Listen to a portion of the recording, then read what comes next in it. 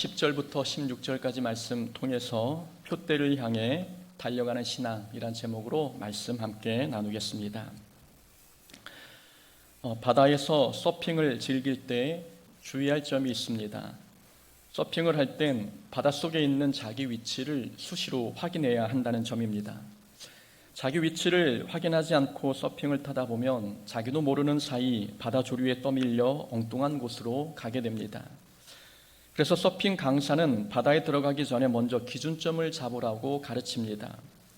육지에 있는 어떤 움직이지 않는 기둥이나 깃발을 기준점으로 잡아야 하고, 서핑을 타면서도 해변에 있는 기준점을 수시로 확인하라고 강조합니다.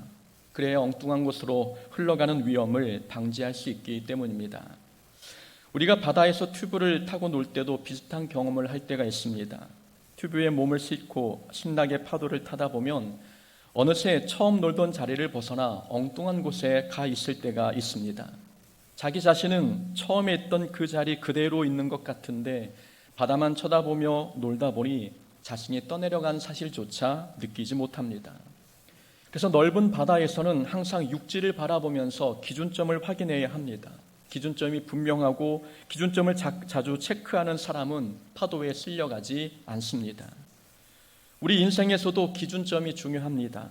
기준점은 목표라고 할 수 있고 성경의 표현대로라면 표대라고 할 수 있습니다.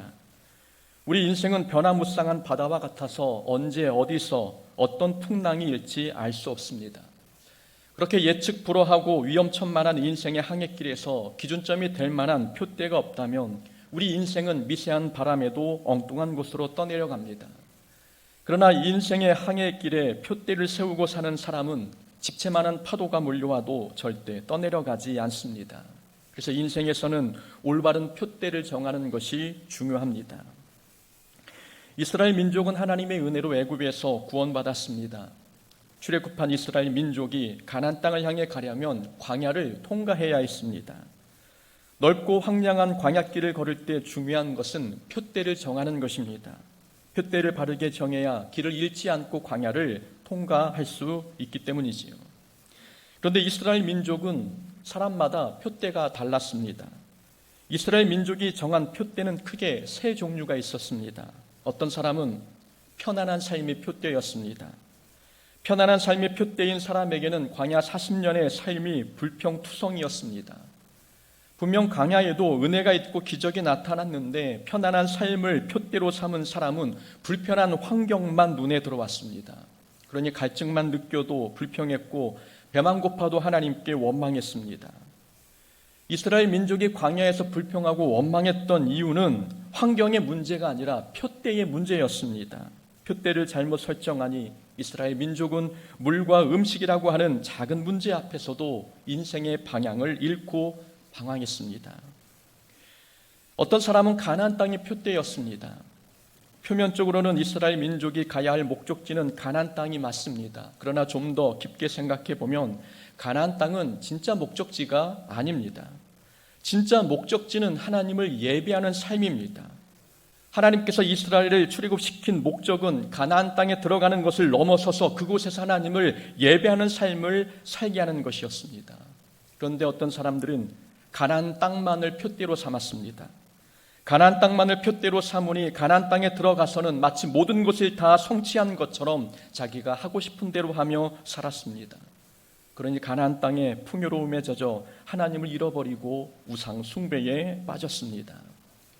편안한 삶을 표대로 삼은 사람은 광야에서 없는 것 때문에 인생의 길을 잃었는데, 가나안 땅만을 표대로 삼은 사람은 가나안 땅에서 풍족한 것 때문에 길을 잃었습니다. 그러나 어떤 사람은 하나님을 예배하는 삶을 표대로 삼고 광야를 걸었습니다. 하나님을 예배하는 삶을 표대로 삼으니 광야에서 불평하지 않았고 가나안 땅에 들어가서도 유혹에 빠지지 않았습니다. 언제 어디서나 하나님 중심의 삶을 살게 되니 광야도 가나안 땅도 하나님을 예배하는 거룩한 장소가 되었습니다. 이스라엘의 출애굽 사건은 인생에서 올바른 표대를 세우는 것이 얼마나 중요한지 교훈해 주는 사건입니다. 광야 같은 인생길에서, 때로는 망망대해 같은 인생에서 표대가 없으면 그 인생은 언제든지 방황하고 표류할 수 있다는 것을 가르쳐 주는 것입니다. 그래서 신앙생활에서는 표대를 정하는 게 중요합니다. 마구잡이식으로 신앙생활할 게 아니라 표대를 명확하게 정해놓고 신앙생활해야 우리의 신앙생활이 감정에 따라 달라지지 않고 환경에 따라 변하지 않습니다. 아무리 신앙의 연륜이 많고 신앙 경력이 화려해도 신앙의 표대가 없는 사람은 누구든지 방황합니다. 그래서 바울은 언제나 목표를 정해놓고 신앙생활을 했습니다. 표대를 정하지 않으면 아무리 믿음 좋은 바울이라 해도 세상 풍조에 휩쓸려 떠내려갈 수 있기 때문입니다. 바울의 삶은 누구보다 유혹이 많은 삶이었습니다. 바울은 머무는 곳마다 훌륭한 업적을 남겼지만 가는 곳마다 핍박과 죽음의 위협도 경험했습니다. 훌륭한 업적과 핍박은 둘 다 바울에게는 유혹의 손길이었습니다. 훌륭한 업적은 바울을 교만하게 만들 수 있는 유혹이었고 핍박은 사명감을 잃어버리게 할 수 있는 올무였습니다. 그래서 바울은 언제나 표대를 바라보면서 신앙생활이 교만이나 포기 쪽으로 흘러가지 않도록 방향을 잡았습니다. 기준점을 잡고 신앙생활하니 칭찬이나 박해 같은 유혹이 찾아와도 흔들리지 않고 전진할 수 있었습니다. 표대를 향하여 그리스도 예수 안에서 하나님이 위에서 부르신 상을 위하여 달려가노라. 14절의 말씀입니다. 바울의 표대는 하나님 나라에서 받을 상급이었습니다. 바울은 이 땅에서 유명해지는 게 목표가 아니었습니다. 바울의 관심은 언제나 하나님 나라의 시상대였습니다. 하나님 나라의 시상대에 오르기 위해 바울은 자기 목숨을 조금 더 귀하게 여기지 않고 자신이 할 수 있는 모든 일에 도전했습니다. 그래서 바울은 전도했고 교회를 세웠으며 사람을 키웠고 말씀을 가르쳤습니다. 바울은 구원만 받으면 됐지라는 생각으로 안일하게 신앙생활하지 않았습니다. 지금까지 수많은 일을 이루었으니 이 정도면 할 만큼 했어 라는 식으로 현실에 안주하지도 않았습니다. 바울은 하늘의 상급을 얻기 위해서 언제나 늘 새로운 마음으로 새로운 사역에 뛰어들었습니다. 하나님 나라의 상급이 표대인 사람은 언제나 인생의 방향키를 하나님 나라에 맞춰놓고 앞만 보고 달려갑니다. 14절 말씀에서 바울은 표대를 향해 달려간다고 고백했습니다. 바울은 자신의 신앙생활을 달리기 경주하는 선수에 비유했습니다. 마치 상을 놓치게 될지도 모른다는 절박함이 있는 선수처럼 바울은 역동적으로 달려가는 신앙생활을 했습니다. 우리는 표대를 향해 달려가는 바울의 이 고백을 통해 두 가지 교훈을 얻을 수 있습니다. 하나는 상급을 받으려면 신앙생활을 훈련해야 한다는 것, 또 하나는 신앙생활은 끌려가지 말고 달려가야 한다는 이 두 가지 교훈을 얻을 수 있습니다. 우선 하늘의 상급을 받으려면 신앙생활은 끊임없이 훈련해야 합니다. 바울은 말씀드린 것처럼 자기의 신앙생활을 달리기 경주를 하는 선수에 비유했습니다. 바울의 신앙생활을 달리기 경주에 비유한 이유는 신앙생활은 마치 운동 경기처럼 훈련이 필요하다는 것을 가르쳐주기 위함입니다. 신앙생활은 가만히 있는다고 성장하는 게 아닙니다. 신앙생활은 망망대해에 떠있는 것과 같습니다. 그래서 가만히 있으면 우리의 신앙은 바람이 부는 대로, 물결이 흐르는 대로 떠내려갈 수밖에 없습니다. 신앙생활이 표대에서 벗어나지 않고 결승점에 잘 도착하려면 끊임없이 연습하고 연달하고 훈련해야 합니다. 우리가 신앙생활에서 훈련해야 할 영역은 크게 세 가지입니다. 사역훈련, 생활훈련, 그리고 마음훈련입니다. 그리스도인은 교회에서 해야 할 사역이 있기에 사역훈련을 해야 합니다. 그리고 일상생활에서 그리스도인답게 살아야 할 책임이 있기에 생활훈련도 해야 합니다. 성품을 통해 예수님을 드러내야 하기에 마음훈련은 필수 과목입니다. 우리는 사역훈련, 생활훈련, 마음훈련을 하는 데 있어서 우리만의 신앙훈련 매뉴얼이 있으십니까? 모든 것은 기본기에서 시작된다라는 책이 있습니다. 축구선수 손흥민의 아버지 손정웅 씨가 쓴 책입니다. 이 책을 보면 축구선수는 축구만 훈련하는 게 아니라는 것을 알게 됩니다. 손흥민은 축구 훈련만 한 게 아니라 생활 훈련과 마음 훈련도 했습니다.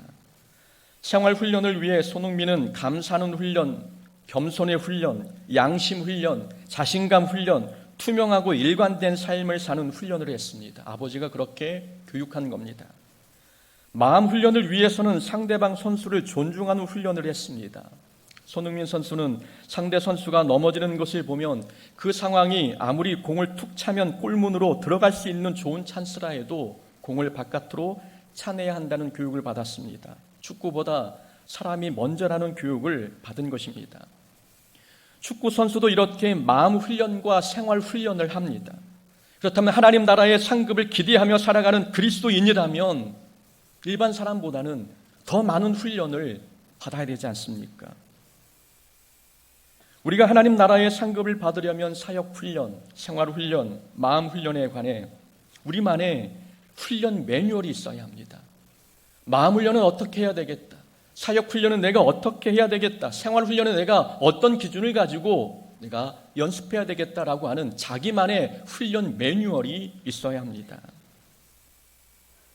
저에게는 신앙 훈련을 위한 몇 가지 원칙이 있습니다. 목회를 하면서 이런저런 경험을 하다 보니 이렇게 훈련하면 좋겠다 하는 생각이 들어 나름 몇 가지의 기준을 세웠습니다. 다 말씀드리기는 시간이 부족해서 각 훈련마다 한 가지씩만 소개해 보면 이렇습니다. 우선 사역 훈련. 저는 교회 사역을 할 때 이런 기준을 세웠습니다.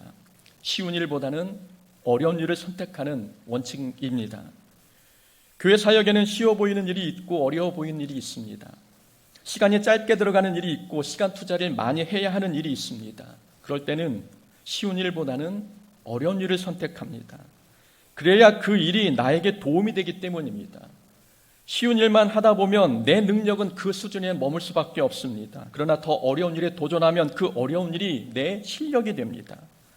그래서 될 수 있으면 쉬운 것보다 어려운 쪽을 선택하려고 하는 것입니다. 설교도, 기도도, 마음 훈련도 모든 면에서 어려운 방법을 택해 훈련하다 보면 사역이 성장해 가는 것을 경험합니다. 생활훈련은 목사에게 제일 어려운 훈련입니다. 교인이 있든 없든 한결같은 모습으로 지내기란 목사에게도 쉬운 일이 아니기 때문입니다.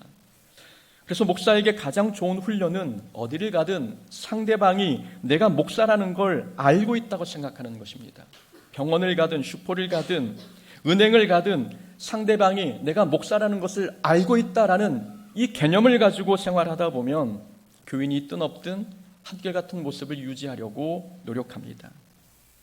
상대방이 내가 장로라는 것을 알고 있고 상대방이 내가 권사라는 것을 알고 있다면 우리의 신앙생활, 우리의 삶의 일상생활에는 브레이크가 걸리지 않겠습니까? 생활훈련은 상대방이 내 교회 직분을 알고 있다고 생각해야 훈련이 됩니다. 마음훈련, 제 경험상 마음이 언제 가장 효과적으로 훈련되었나를 살펴보면 억울한 일을 당했을 때입니다. 억울한 일을 당할 때 말하지 않고 참을 때 그때 마음 훈련이 가장 잘 됩니다. 신앙생활을 하다 보면 억울한 일을 많이 당합니다. 그건 하나님께서 우리 마음을 훈련하기 위해 주신 기회입니다. 억울한 일을 당할 때 참고 인내하면 빠른 시간 안에 가장 효과적으로 마음을 다듬을 수 있습니다. 그러나 사람들은 억울한 일을 당하면 그걸 바로잡는데 모든 에너지를 소비합니다. 억울한 일을 당하면 바로 잡을 필요도 있긴 합니다. 그러나 그것보다 먼저 해야 할 것은 억울한 일 그 상황 속에서 마음을 훈련하는 것입니다. 사람들이 마음 훈련이 안 된 상태에서 억울한 일을 바로 잡으려고 애쓰다 보니 다투고 싸우는 것입니다.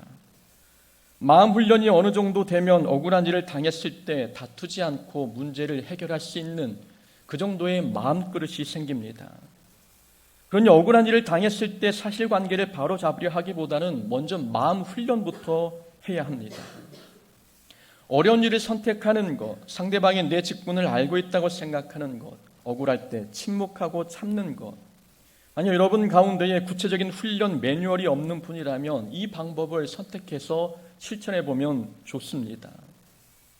신앙은 이렇게 훈련하지 않으면 성장하지 않습니다. 규칙과 기준을 정해 끊임없이 자기를 연단시키지 않으면 신앙은 물결 가는 대로 떠내려갈 뿐이지 전혀 성장하지 못합니다. 반복적으로 연습해야 하늘의 상급을 향해 달려가는 우리의 다름질이 장애물에 걸려 넘어지지 않을 수 있습니다.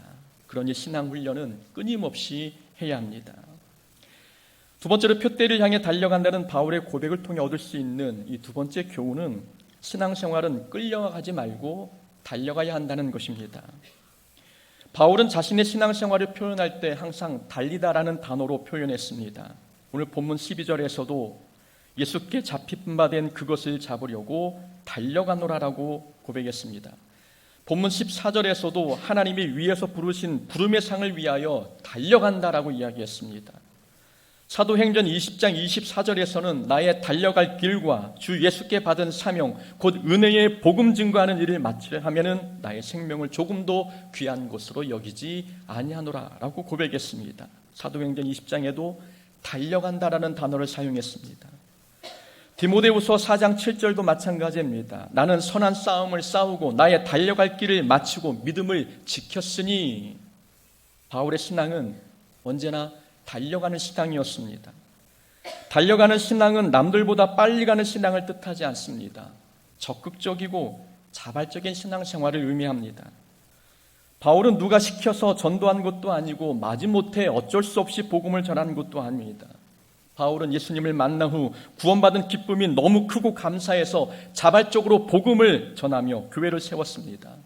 한마디로 바울은 끌려가는 신앙생활이 아니라 달려가는 신앙생활을 했던 것입니다. 우리의 신앙생활은 끌려가는 신앙입니까? 아니면 달려가는 신앙입니까? 수년째 우리는 끌려가며 오늘도 끌려 나온 분이 계시지는 않습니까? 5월에 전교인 한마음 운동회를 했습니다. 많은 경기 중에 2인 3각 또는 3인 4각 경기가 있었습니다. 참으로 재미있고 의미 있는 경기였습니다. 대학 때는 과 대항으로 체육대회를 했는데 그때는 15명이 발을 묶고 뛰었습니다. 14인 15각이 된 것이지요. 15명이 발을 묶고 달릴 때 한 사람이 넘어지면 어떤 일이 발생하겠습니까? 넘어지지 않은 14명이 있으니 14명이 넘어진 한 사람을 끌고 갈 수 있겠습니까? 그렇지 않습니다. 한 사람만 넘어져도 14명이 함께 넘어집니다. 14명이 한 사람을 끌고 가는 것은 어려워도 넘어진 한 사람이 14명을 끌어내리기는 쉬운 일입니다. 신앙생활에서 끌려가는 사람은 다른 사람의 신앙도 끌어내릴 위험이 있습니다. 자발적으로 하지 않고 억지로 마지못해 신앙생활을 하는 사람은 옆에 사람의 신앙도 떨어뜨릴 수 있다는 것입니다. 그래서 끌려가지 않고 달려가는 게 중요합니다. 내가 달려가야 내 옆에 있는 사람의 신앙도 함께 성장할 수 있습니다. 교회 공동체 안에 끌려가는 사람이 많으면 많을수록 교회의 성장은 둔화됩니다. 끌려가는 사람이 달려가는 사람까지 넘어뜨릴 수 있기 때문입니다. 우리 모두가 결승점에 도착해 상급을 함께 얻으려면 모두가 같이 달려가야 합니다. 넘어지는 사람 없이 끌려가는 사람 없이 함께 달려갈 때에 우리 교회 공동체, 우리 가정, 우리 개인의 신앙은 날마다 성장하게 될 것입니다. 바울의 신앙은 달려가는 신앙이라 말씀드렸습니다. 달려가는 신앙에서 나타나는 특징이 하나 있습니다. 달려가는 신앙에는 신앙의 역전 현상이 일어납니다. 바울은 자신을 양육한 사람의 신앙을 넘어섰습니다. 바울은 바나바의 신앙을 넘어섰고 12사도의 신앙도 뛰어넘었습니다. 물론 사명이 다르고 사역 스타일이 다르기에 누가 누구의 신앙을 넘어섰다고 말하기는 어렵습니다. 제가 여기서 드리는 말씀의 요지는 바울은 바나바에게 훈련받은 후 이제는 다른 사람을 훈련하는 사람으로 성장했다는 것입니다. 훈련받은 위치에 있던 바울이 다른 사람을 훈련하는 위치에 서게 되었고 따라가는 신앙에서 다른 사람이 자기를 따라오도록 하는 신앙으로 발전했습니다. 이게 가능할 수 있었던 이유는 바울의 신앙은 달려가는 신앙이었기 때문입니다. 바울은 달려가는 신앙생활을 했기에 바울의 삶에 신앙의 역전 현상이 일어났습니다. 우리 신앙생활에는 이런 신앙의 역전 현상이 나타나고 있습니까? 부부가 함께 신앙생활하는 분들을 보면 대부분 한쪽 분의 신앙이 배우자의 신앙보다 앞서 있습니다. 그러나 신기하게도 시간이 지나도 부부의 신앙과 믿음은 잘 역전되지 않습니다.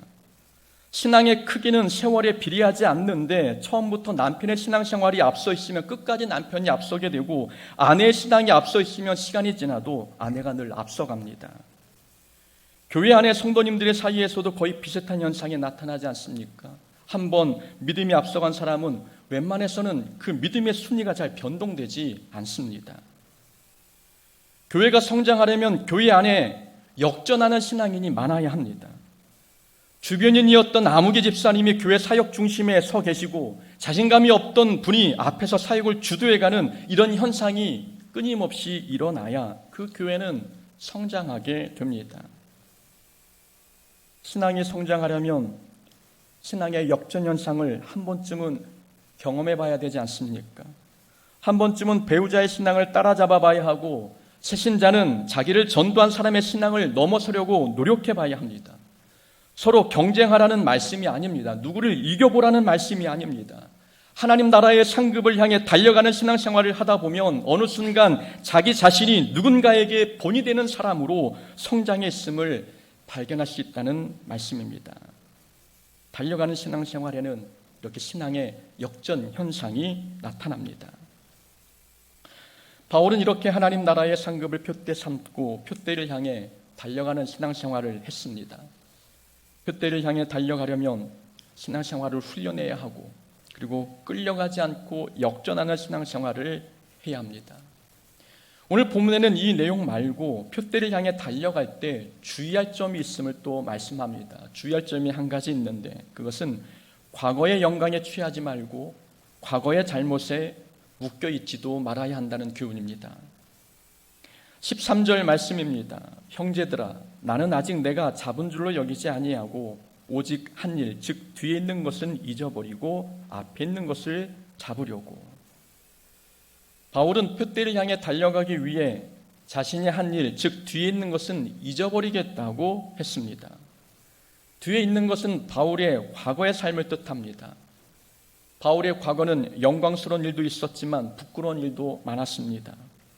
교회를 세우고 성경을 많이 기록한 일은 영광스러운 일이었습니다. 그러나 바울이 예수님을 만나기 전 예수 믿는 자를 열심히 핍박했던 것은 부끄러운 과거였습니다. 바울은 과거에 자신이 어떤 위대한 업적을 세웠든지 잊어버리겠다고 했습니다. 그리고 어떤 죄를 지었든 그리스도의 보혈로 용서받았으니 그것도 다시 쳐다보지 않겠다고 했습니다. 과거의 영광에 취해 있거나 과거의 잘못에 감정이 묶여 있으면 표대를 보고 달려가는 게 방해가 되기 때문입니다.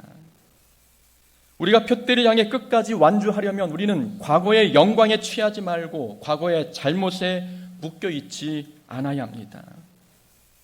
과거의 영광에 취하면 교만해집니다.